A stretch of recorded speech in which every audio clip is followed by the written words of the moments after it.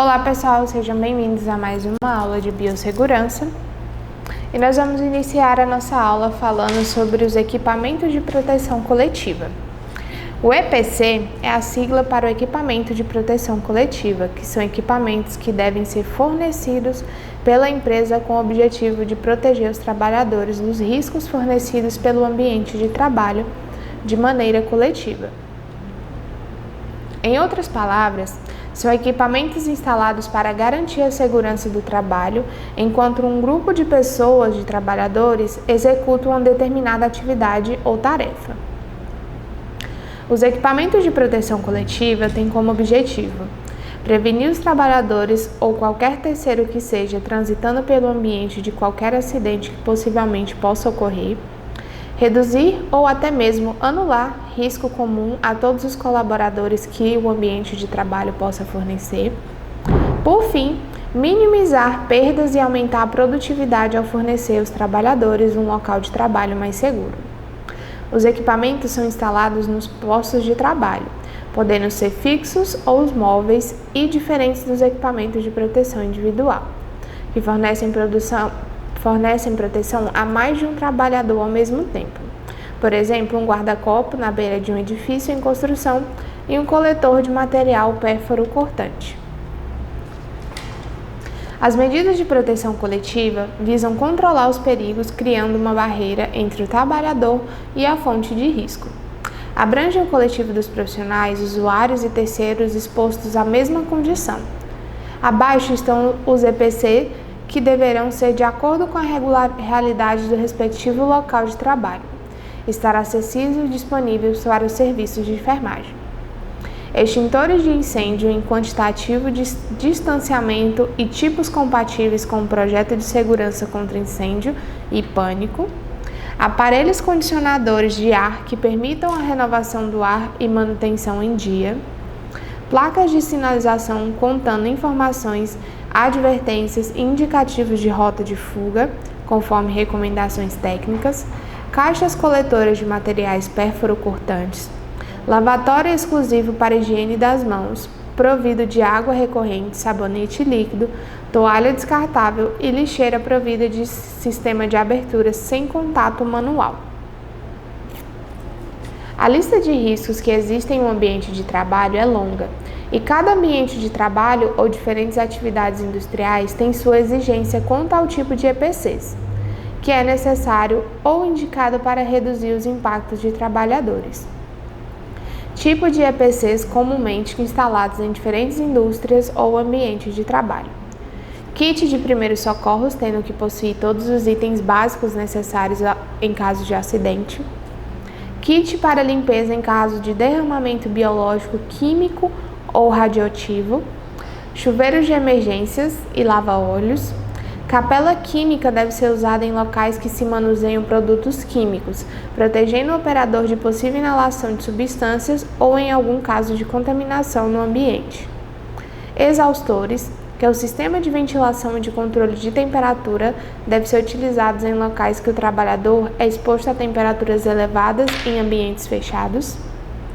Redes de proteção, guarda-corpo e corrimão, usados geralmente em construções. Evitam quedas dos trabalhadores e de objetos que possam atingir os mesmos. Detectores de fumaças, usados em qualquer local comercial, industrial e esportivo, para as situações de prevenção em caso de incêndio.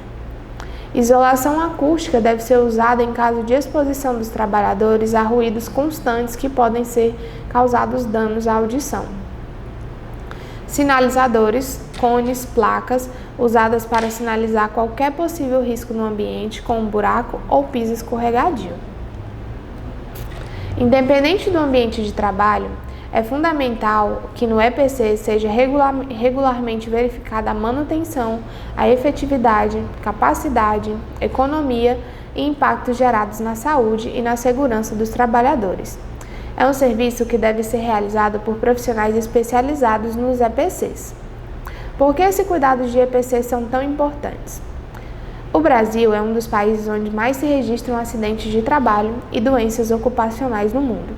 E os equipamentos de proteção coletiva desempenham um papel fundamental para a redução destes números. Como qualquer outra medida preventiva, o uso de EPC reduz o número de afastamentos, evita multas, aumenta a produtividade e traz qualidade de vida ao trabalhador. Principais vantagens que podem ser alcançadas com a sua implementação. O custo dos EPCs é mais baixo e suas medidas preventivas são de longo prazo, pelo fato de serem instalados no local e ali permanecerem. Além de proteger os trabalhadores, protege também qualquer outra pessoa que por algum motivo esteja no ambiente em questão. Não há risco do trabalhador não usá-lo, já que ele está disposto no ambiente de trabalho e não diretamente no trabalhador. E além de tudo isso, a empresa tem obrigação legal, pois no caso de algum acidente, se for constatado que a empresa não fornecia as medidas de proteção coletiva adequada, ela será responsabilizada pelo ocorrido. A proteção dos trabalhadores deve ser uma das prioridades de qualquer empresa. Portanto, atente-se a riscos. A isso, o bem-estar e a qualidade de vida dos seus trabalhadores é essencial para um bom desempenho da empresa. De acordo com a norma regulamentadora, considera-se EPI todo dispositivo ou produto de uso individual, utilizado pelo trabalhador, destinado à proteção aos riscos suscetíveis de ameaça à segurança e à saúde do trabalho. Além disso, deve conter a indicação da certificação de aprovação, que atesta a eficácia do produto na proteção contra os agentes nocivos à saúde. A utilização de EPI deve ser recomendada para todos os profissionais de enfermagem que prestem assistência direta ao usuário, existindo uma vasta lista desses equipamentos a serem utilizados de forma racional nos serviços assistenciais. Eles devem ser utilizados em conjunto com a higienização das mãos, além de outras formas de prevenção de infecção e medidas de controle que são essenciais para evitar a transmissão de doenças. Há diferentes tipos de EPIs recomendados para os profissionais de saúde. Vou falar agora de alguns mais utilizados. Nós temos o avental. O profissional deve avaliar a necessidade do uso do avental impermeável, estrutura impermeável de gramatura mínima de 50, a depender do quadro clínico do usuário, vômito, diarreia, expressão orotraqueal, sangramento e etc. Em situações de escassez de aventais impermeáveis, conforme a descrição acima, admite a utilização do avental de menor gramatura, desde que o fabricante assegure que esse produto seja impermeável. Recomenda-se o uso de avental descartável de uso único, hipoalergênico com mangas longas e punho de malha ou elástico que deve ser vestido antes de entrar em contato com o usuário, a fim de se evitar a contaminação da pele e da roupa do profissional. Gorro ou touca. Esse está indicado para a proteção dos cabelos e da cabeça dos profissionais em procedimentos com potencial de contaminação de aerossóis. Deve ser de material descartável e removido após o uso. O seu descarte deve ser realizado como resíduo infectante.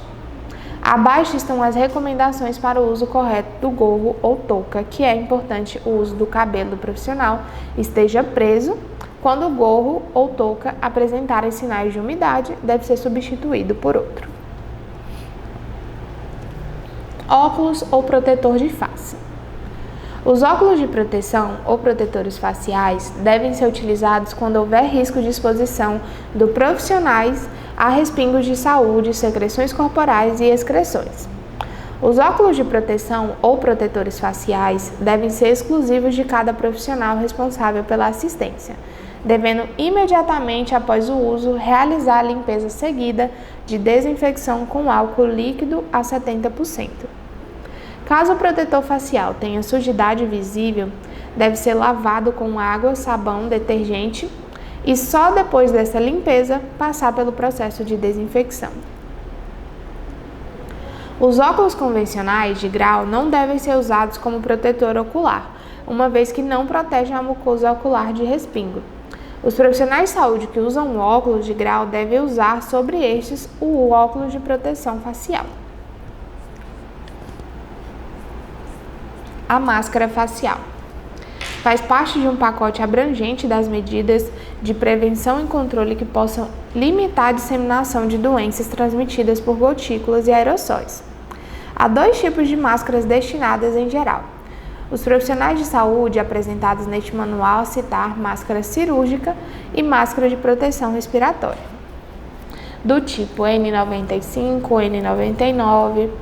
A máscara de tecido não é um EPI, por isso ela não deve ser usada pelos profissionais do serviço de saúde e de enfermagem. Quando se deveria usar, usa máscara cirúrgica ou quando se deveria usar máscara de proteção respiratória, que são nos momentos da realização de procedimentos de potencialmente geradores de aerossóis. A máscara cirúrgica. Ela deve ser utilizada para proteger a boca e o nariz contra gotículas geradas pela fala, tosse ou espirro, além de evitar a inalação de substâncias químicas voláveis e toxinas pelo profissional quando atuar a uma distância inferior a 1 metro de pessoas suspeitas e confirmadas de infecções transmitidas por aerossóis, como, por exemplo, tuberculose, sarampo, Covid. Sua confecção ocorre a partir de 2 peças de tecido entre um filtro de plástico respirável. Os cuidados.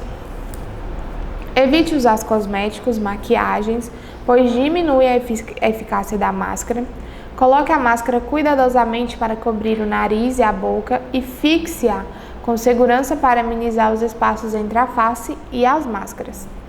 Mantenha posicionada corretamente e evite puxá-la quando o pescoço. Troque-a sempre que estiver úmida. Evite trocar na frente durante seu uso. Higienize as mãos antes e após a remoção das máscaras ou sempre que tocar em uma máscara usada. O seu uso é individual. Descarte-se sempre após a utilização. Máscara de proteção respiratória. Quando o profissional assistir pessoas suspeitas ou confirmadas com infecções transmitidas por aerossóis ou realizar procedimentos com risco de geração de aerossóis, deve utilizar a máscara de proteção respiratória, do tipo N95. A máscara tipo N95, também chamada de respirador bico de pato, entre aspas, é composta de 4 camadas de fibras sintéticas e permeáveis a fluidos, com densidade e porosidades capazes de atuar como barreira a micro-organismos transportados pelo ar, os aerossóis, com eficiência de filtração maior ou igual a 95% e retenção de partículas maiores que 0,3. A máscara PFF2, por sua vez, apresenta 94% de eficiência de filtração. Além dessas propriedades, apresentam capacidade de retenção de vapores tóxicos e contaminantes presentes na atmosfera sob a forma de aerossóis e outras doenças de transmissão aérea, aumentando a proteção dos profissionais. Cuidados.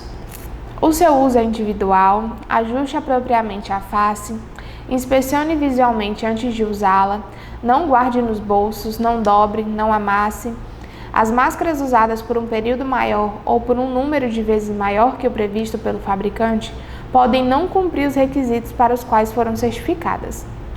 Acondicionar sempre em um recipiente perfurado, identificado, com cuidado para não contaminar a parte interna. Manuseie pelos elásticos, evite tocar na face interna e externa e não deve usar máscara cirúrgica sobreposta à máscara N95 ou equivalente, pois além de não garantir proteção de filtração ou de contaminação, também pode levar ao desperdício de mais um EPI. As luvas são amplamente recomendadas aos profissionais da saúde por 2 razões principais, de acordo com a Anvisa. Evitar que os micro-organismos que são colonizados à pele das mãos ou estejam presentes transitoriamente nas mãos dos profissionais de saúde sejam transmitidos aos usuários e de um usuário para o outro. Reduzir o risco de os próprios profissionais de saúde adquirirem infecções dos usuários. Eles atuam como barreiras dérmicas para reduzir a exposição a sangue, fluidos corpóreos e outros riscos físicos, como mecânicos, elétricos e de radiação, fornecendo a proteção contra cortes, dermatites, queimaduras químicas e térmicas. As luvas devem ser resistentes, anatômicas, flexíveis, pouco permeáveis, oferecer conforto e destreza ao profissional, além de serem compatíveis com o tamanho das mãos de quem utiliza. As mais comuns encontradas no mercado são feitas de látex ou silicone descartável. Existem 2 tipos de luvas para assistência da saúde: as luvas cirúrgicas e as luvas de procedimento. Indicações das luvas cirúrgicas: qualquer procedimento cirúrgico, parto vaginal, procedimento invasivo, realização de acesso venoso central, preparo de nutrição parenteral total e de agentes quimioterápicos, qualquer procedimento em que seja necessária a técnica asséptica. Indicação de luvas de procedimentos não cirúrgicos: precaução padrão e de contato e a realização de procedimentos com possibilidade de contato com sangue, fluidos corporais, secreção, excreção, objetos visivelmente sujos com fluidos corporais. As exposições: exposição direta ao paciente, contato com sangue, membrana mucosa e pele não intacta. Possível presença de micro-organismos altamente infecciosos aos danos. Inserção e remoção de catéter intravenoso, drenagem de sangue, exame pélvico ou vaginal, aspiração de sistemas abertos de tubos endotraqueais, exposição indireta ao paciente, esvaziamento de utensílios de êmese, limpeza e manuseio de materiais, manuseio de resíduos, limpeza e desinfecção de fluidos corporais derramados. O uso de luvas não substitui a necessidade da higienização das mãos. Se a pele apresenta algum ferimento, este deve ser coberto antes do calçamento da luva. As luvas devem ficar ajustadas às mãos do profissional. Não use simultaneamente as luvas, anéis, alianças, pulseiras. Troque as luvas sempre que mudar de usuário e de sítio corporal contaminado para outro limpo. Nunca tocar desnecessariamente superfícies e materiais, como telefones, maçanetas, portas, quando estiver de luvas. Não reutilizar o mesmo par de luva após a retirada. Obedeça a técnica correta de remoção das luvas. Higienize as mãos antes do uso e após o uso. E descarte-a em local adequado. Precauções adotadas na assistência. Precauções são medidas adotadas a fim de evitar a propagação de doenças transmissíveis, evitando assim a transmissão de micro-organismos dos pacientes infectados para outros pacientes, visitantes ou mesmo para os profissionais de saúde. Devido à transmissão de diferentes doenças infecto-contagiosas por meio de gotículas, aerossóis e contato direto com pessoas infectadas ou indireto por meio de objetivos ou superfícies contaminadas, o profissional deverá estar atento a cada procedimento adotado. Nesse sentido, as precauções devem ser conhecidas e implementadas nos ambientes de assistência à saúde e adotadas em todos os atendimentos, como precaução padrão de contato para gotículas e para aerossóis.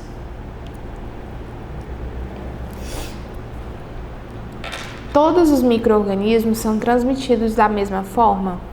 Não. A forma de transmissão varia de acordo com o micro-organismo. A transmissão de doença pode ocorrer através do contato ou por via respiratória, sendo esta última por meio de gotículas, que são partículas maiores, ou por aerossóis, que são partículas menores. O que são precauções específicas? Por que são chamadas de isolamento? O termo isolamento já não é mais utilizado para se referir a um paciente que esteja, portanto, alguma doença transmissível, por se tratar de um termo discriminativo onde o paciente se sente isolado das outras pessoas. Assim, o nome isolamento foi substituído por precaução. Como posso saber se o paciente que irei visitar está com uma doença contagiosa? Os hospitais possuem uma Comissão de Controle de Infecção Hospitalar, a CCIH, que é o órgão responsável por prevenir e controlar a transmissão de infecções do ambiente hospitalar. Quando a CCIH identifica que o paciente é portador de uma doença em fase de transmissível, este paciente passa a receber medidas especiais para o seu atendimento. Estas medidas devem informar ao paciente, aos visitantes e aos familiares. Como um paciente que não estava em precauções específicas no momento da admissão para internação, passou a estar com precauções durante o tratamento. O paciente pode ter sido admitido na instituição de saúde portando micro-organismos, porém sem manifestações sintomáticas, ou seja, não apresentou nenhum sintoma.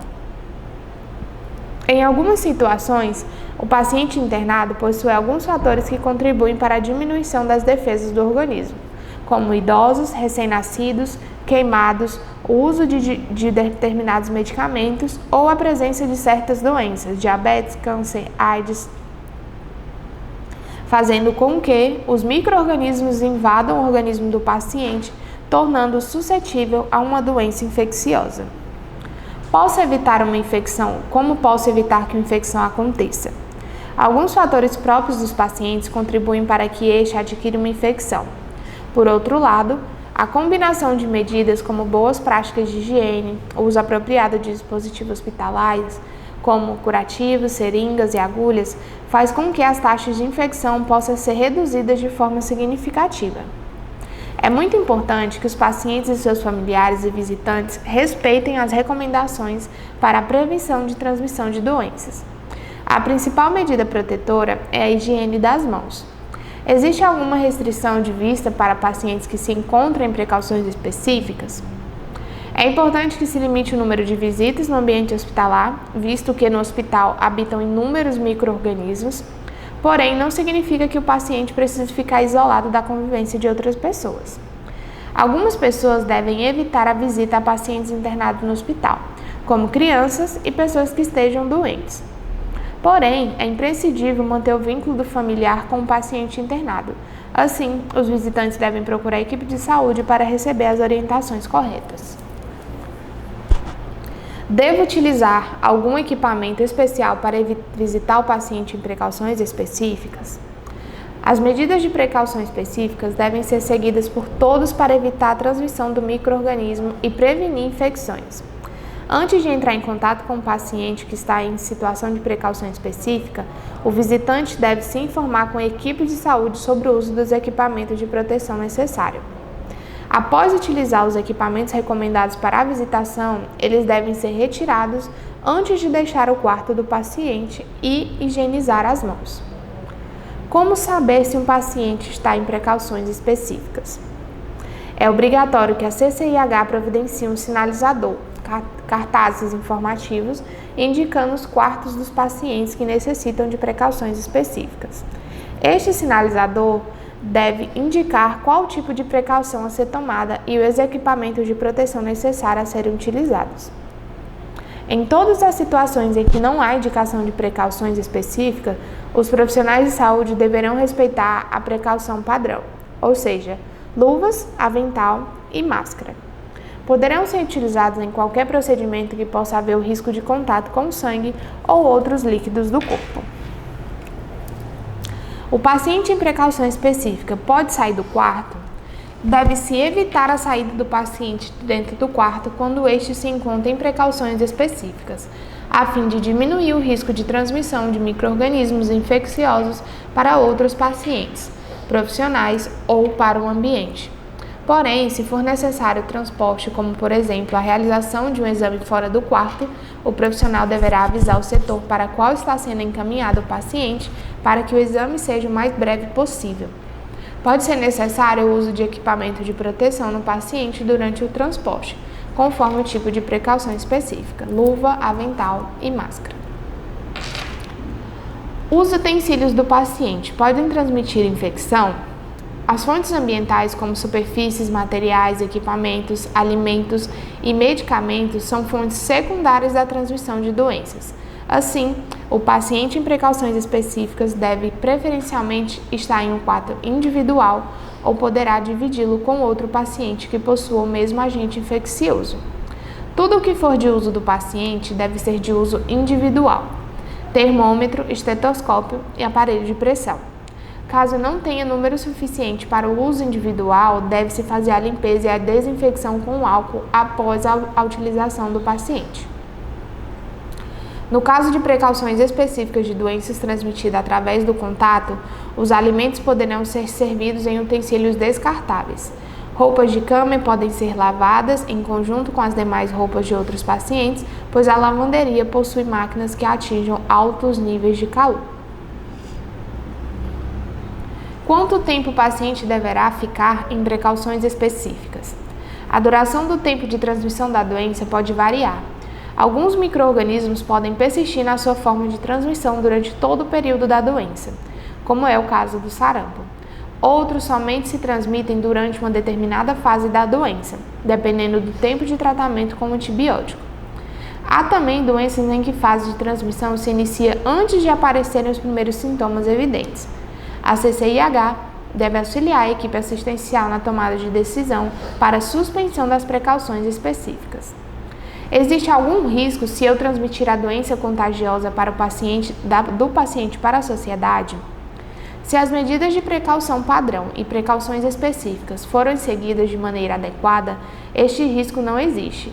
Algumas recomendações são de extrema importância para se evitar a propagação de doença infecciosa, como, por exemplo, higienizar as mãos e sabão ou solução alcoólica antes e após o contato com os indivíduos hospitalizados, seguir a recomendação quanto ao uso de equipamentos de proteção, caso seja necessário, como luvas, avental e máscara, evitar tocar nos equipamentos do paciente, como os aparelhos respiratórios e os monitores, não sentar na cama do paciente, não fazer visitas no hospital caso esteja com alguma doença contagiosa, como gripe, catapora e diarreia.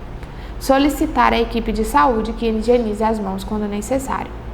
Possua algum risco de adoecer ao visitar um paciente em precauções específicas? Não, desde que sejam seguidas todas as recomendações necessárias, a higienização das mãos e o uso adequado dos equipamentos de proteção. Então, o termo isolamento já não é mais utilizado a se referir a um paciente que esteja portando alguma doença transmissível, por se tratar de um termo discriminativo onde o paciente se sente isolado das outras pessoas. Assim, o nome isolamento foi substituído por precauções. Atualmente, existem dois tipos de precauções, a precaução padrão e a precaução específica. A precaução padrão, este tipo deve ser aplicado no atendimento de todos os pacientes, independente do seu estado de saúde. O profissional de saúde deve adotar o uso de alguns equipamentos de proteção, como luvas descartáveis, avental, máscara e óculos de segurança ao realizar qualquer procedimento nos quais existe o risco potencial de contaminação com fluidos corporais, como sangue, secreção e excreções. Devemos também acrescentar a este tipo de precaução a necessidade de cobrir a boca e o nariz com um lenço descartável ao tossir, respirar e utilizar a manga da blusa. Caso não possua nenhum lenço, e não se esquecer de adotar a prática de higienização das mãos. Precaução por gotículas. A transmissão por gotícula pode ser por meio de contato próximo com o paciente. Gotículas do tamanho grande são eliminadas durante a fala, respiração, tosse e procedimentos como a aspiração. Atingem até 1 metro de distância e rapidamente depositam-se no chão, cessando a transmissão. Portanto, a transmissão não ocorre em distâncias maiores nem por períodos prolongados. Exemplos de doenças transmitidas por gotículas é a cachumba, a influenza, a meningite e a rubéola.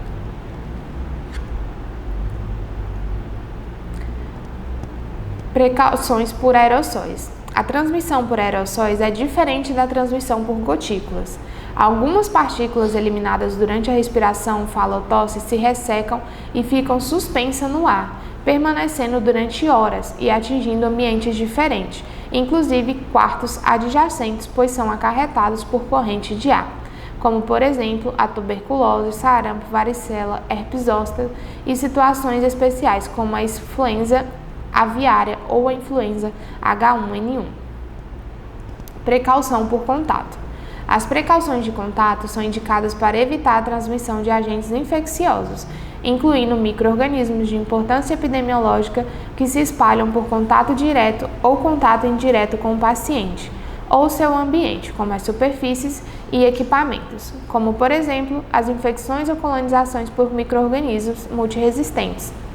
Também são aplicadas na presença de drenagem excessiva de feridas, incontinência fecal ou outras situações em que as drenagens aumentadas possam contaminar o ambiente. Exemplos de doenças transmitidas por contato: conjuntivite, sarna e pediculose. E é isso, pessoal. Muito obrigada e até a nossa próxima aula.